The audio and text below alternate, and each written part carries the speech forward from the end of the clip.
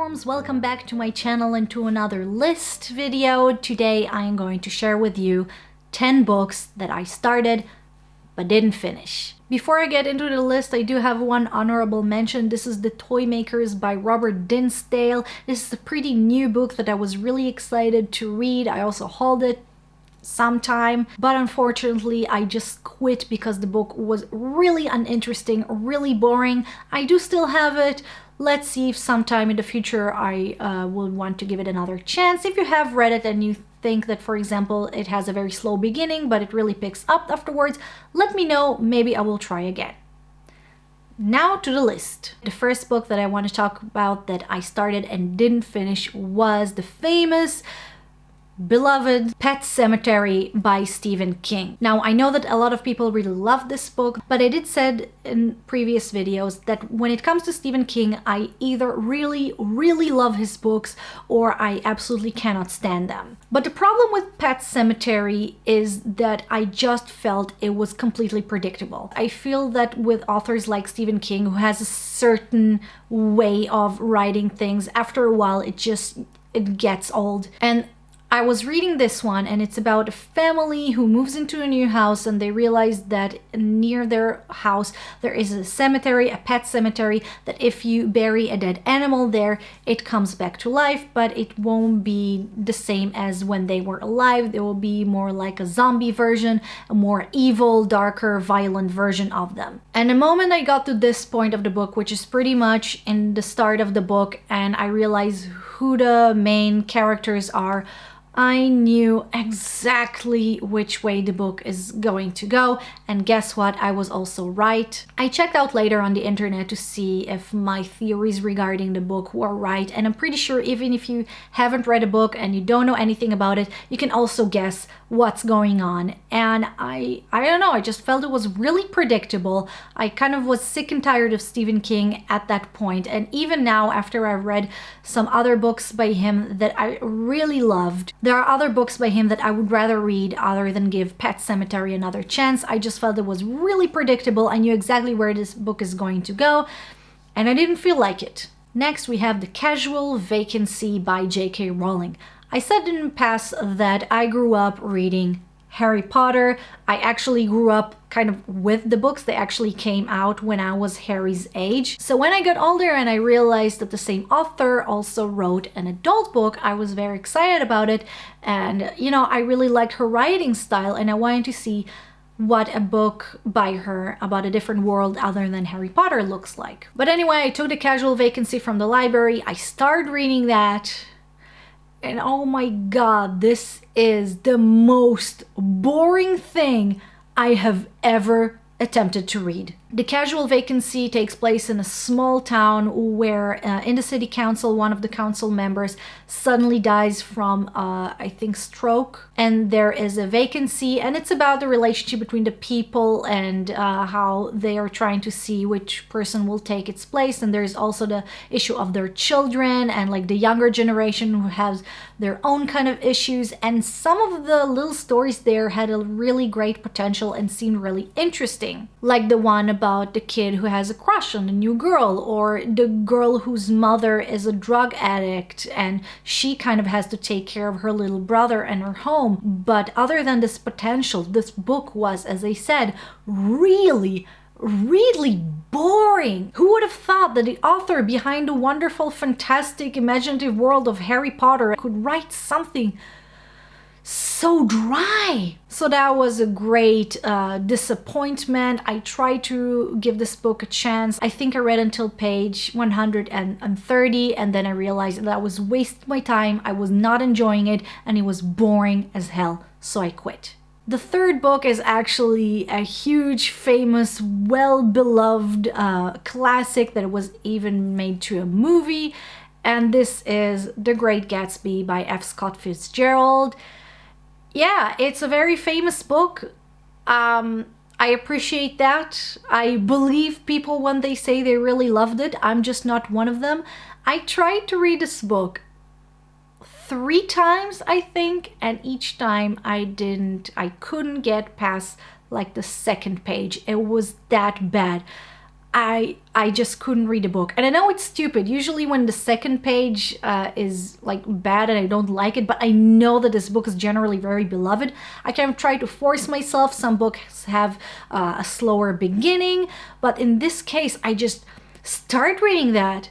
And like in the first page, I just felt so strongly that I don't want to go on, so I quit. So you know what? It may be classic, it may be very much beloved, that is cool, but it's simply not for me. I don't see a reason to force myself to read books that I'm not enjoying. So let's move on to probably the weirdest thing I ever tried to read until I realized that I have better things to do with my life. This is The History of History by Ida Hederman Higgins.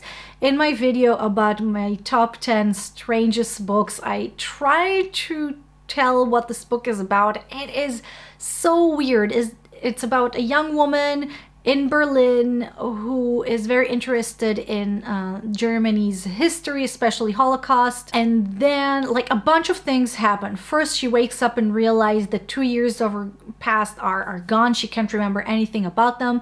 Then she goes into a gynecologist who uses tools that kind of reminds me of the movie Dead Ringers. But I think the real weirdness starts when one day she wakes up and all the houses in Berlin and all the buildings are like alive and made from like skin and muscle and fat, and they have hair, and it's pretty gross. And then there is a bird that she sees that apparently is not a bird, is Magda Goebbels, which is the wife of Joseph Goebbels.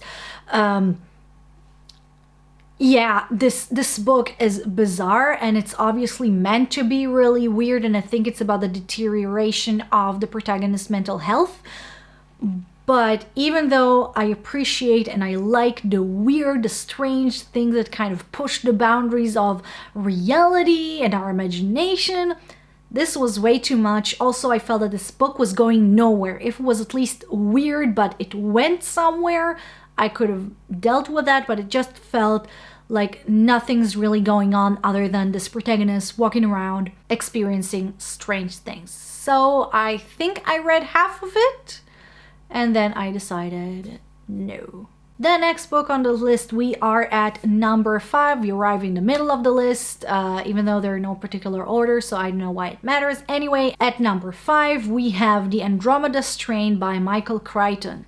Years and years ago, I read a wonderful, wonderful book by Michael Crichton. You may have heard of it. It's called Jurassic Park. It's a wonderful book, and it is about science. But what I loved about it, that science was the basis, but it wasn't everything that this book was about. And even though you had a lot of characters who are scientists and understand all the, sciencey things, you always had like the stupid regular person who didn't get it, and they had to explain things to him. And that's how we as the readers could also understand the whole science thing when it was explained in our level. So I thought it was really great, and I wanted to read other things by Michael Crichton, and I got my hands on The Andromeda Strain. I heard it was also very sciencey, but a bit more thriller horror. I was intrigued. But then I started reading it and realized that it kind of felt like I was reading an essay or a research paper in a language that I did not understand. To say that The Andromeda Strain is a sciencey book, or even a very heavily sciencey book, is an understatement. I really had difficulty understanding what's going on, which was very annoying because, I'm not a stupid person. I'm just not very good with science and math. So why not trying to explain what's going on in the book, a book that was meant to the wide audience? Why not try to explain it to regular stupid people who don't understand science? Anyway, they do attempt to do that, but beside of the very, very, very heavy reliance on science, I also felt like the book was written, as I said, like some sort of an essay in a very kind of a flat, very uninteresting way. So unfortunately, even though I think that the concept is very interesting, I think that I will maybe try to watch one of the movie adaptations. I think there was more than one, but I can't remember. Maybe I'll I'll try to watch that instead of trying to reread this book.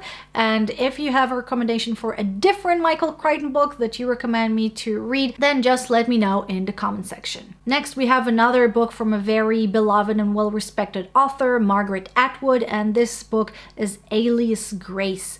Now, I did read also The Handmaid's Tale by Margaret Atwood, but pretty much with Alias Grace, I had the same problem that I had with The Handmaid's Tale. I don't think I really spoke about it when I reviewed The Handmaid's Tale. This is one of those books where I really appreciate, I like the idea, I also understand how important it is and important the message is, but I didn't enjoy reading it. From the same reasons that I didn't enjoy reading Alias Grace. I just don't like her writing style. I felt like there was almost nothing that's really going on, and most of the book was inside the mind of the characters and like inner monologues and not so physical. And I think that as a concept, it's fine. I read in the past a lot of books like that and I enjoyed some of them, but somehow in the case of Alias Grace, it just didn't work out. The story, however, is very interesting. It's about a maid in a house in 19th century Canada who murders both her employer and the housekeeper in said house, and she's sent to jail, and basically a doctor tries to talk to her and figure out why she did that.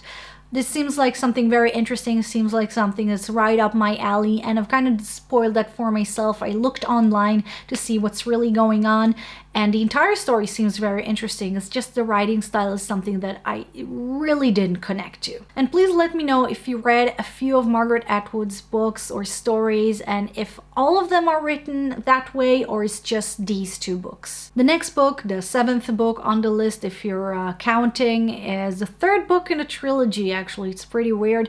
This is The Girl Who Kicked the Hornet's Nest by Stieg Larsson. This is the 3rd book of the Millennium Trilogy, and if that still doesn't mean anything to you, the first book is called The Girl with a Dragon Tattoo, at least in English. In the Swedish original, it's called Men Who Hate Women.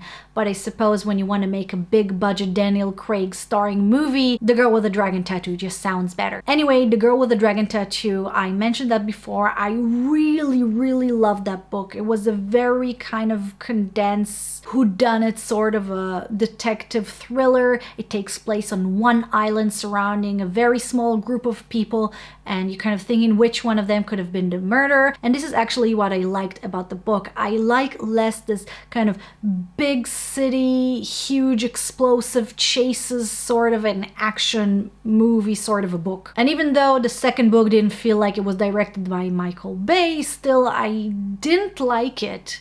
And I read it, and when I reached the 3rd book, I realized this maybe entire trilogy is really not for me. Again, I'm not saying that I think that these books are bad. I felt like the other books in the Millennium Trilogy kind of took what was famous in the beginning, which were the characters of Mikael and Lisbeth, and just kind of went with it, and I just didn't like what these books were becoming. I assume that the idea of the author was from the start to expand more about Lisbeth's past, or maybe about her and her life, but I felt like what I loved about the 1st book kind of disappeared by the 2nd book, and that's why I just was bored simply from the 3rd book. Just that kind of action, big thrillers, they don't really speak to me. Next, and at number 8, we have the book Lost by Gregory Maguire, an author that, even though I have nothing against specifically, I just hate the books he writes. Maguire is mostly famous for writing the famous book Wicked and then its sequels, and Wicked became a very famous, successful Broadway musical, which I felt was a lot better than the original. And rumor has it for years that they're going to be a movie adaptation. But anyway, he wrote that. He wrote also Mirror Mirror, and both of them are about famous stories. Wicked is about the Wizard of Oz, and Mirror Mirror is about Snow White, but told from the bad guy's perspective. Anyway, really cool concept, but I really hate the way he writes. I find it very pretentious and not very interesting, but still I gave a chance to another book by him called Lost, which is not based on any sort of fairy tale, but instead has a character of Jack the Ripper, and I like dark stuff. I like reading about serial killers. I'm very interested in Jack the Ripper. Unfortunately, just like his other books, it was boring, it was pretentious, I couldn't stand it. Also, I felt like as things were going on in the book, I couldn't really 100% feel like I'm there. I always felt like I wasn't completely understanding what's going on, and that is due to the writing. And yeah, I just learned from that moment on that no matter how good the plot looks like, when Gregory Maguire is behind the wheel, it's just not for me. I just can't stand the way this guy writes. Next, there is another book that is very beloved and very famous, and another book that felt like it will be just right up my alley because the narrator is deaf. This is the famous The Book Thief by Markus Zusak or Zusak, I'm not sure, and this takes place in World War II, Nazi Germany, and is about a young girl who becomes the book thief, and the narrator of the story is deaf, which is very interesting. It's very innovative. Unfortunately for me, I just didn't find the book interesting at all. Maybe this is why this book is on the list, because I read in the past books that I was like, okay, you know, the book is there, let's read it, and then worst case scenario, I don't like it, so I stopped. But I think that these books that were a little bit more hyped, or at least books that I felt would be right up my alley, like a book about Nazi Germany is being told through the eyes of death. These are the kind of books that are a bit more disappointing, and this is why I was so frustrated from the fact that I didn't like it. This is again a very famous book, people love it, but I'm just not one of them. Unfortunately, in this case, I don't really have any specific reason to say why I don't love this book. I just did not find it interesting and compelling enough for me to continue to read it. And lastly, I have a book that I still have at home, and I'm hoping that someday in the future I will reread and maybe fall in love with. I don't know. It's called Psycho Shop by Alfred Bester and Roger Zelazny. I did a video a while ago about my husband's top 10 favorite books, and this was in it.